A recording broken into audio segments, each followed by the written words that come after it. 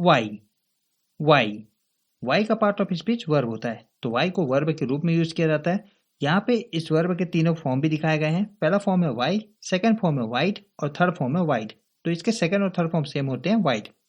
Y का अर्थ होता है प्रतियोगिता करना, प्रतिस्पर्धा करना, होड़ करना या किसी से मुकाबला करना। तो जब भी किसी चीज को जीतने के लिए या कोई व्यक्ति से बेहतर होने के लिए किसी के साथ उत्सुकता से प्रतिस्पर्धा किया जाता है, तो उसे बताने के लिए वाई का यूज किया जाता है। वाई से रिलेटेड कुछ नोट भी देख लेते हैं।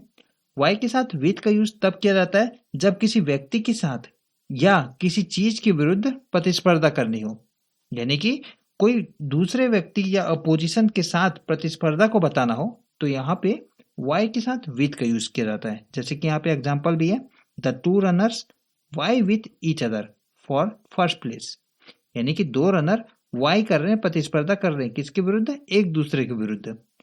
हिंदी ट्रांसलेशन है, दो धावक प्रथम स्थान के लिए एक दूसरे से प्रतिस्पर्धा करते हैं। वाई को फॉर के साथ भी यूज किया जाता है।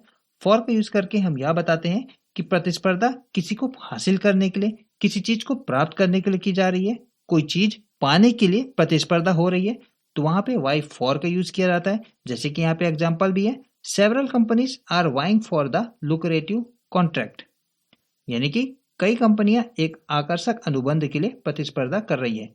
तो यहाँ पे कोई चीज को पाने के लिए प्रतिस्पर्धा हो रही है, आकर्षक अनुबंध को।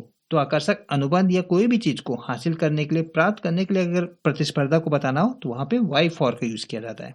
वाई के साथ टू का भी प्रयोग किया जाता है।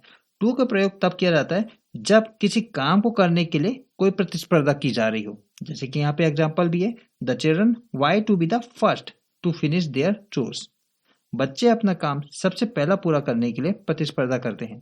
तो यहाँ पे कोई काम को बताने के लिए वाई का यूज किया जा रहा है। तो कोई काम को पूरा करने के लिए प्रतिस्पर्धा हो सकता है, कोई चीज को हासिल करने के लिए प्रतिस्पर्धा हो सकता है, या किसी के विरुद्ध प्रतिस्पर्धा हो सकती है। तो तीनों कंटेक्स्ट में वाई के साथ अलग अलग प्रीपोजिशन यूज करते हैं, जैसे कि हमने डिस्कस किया।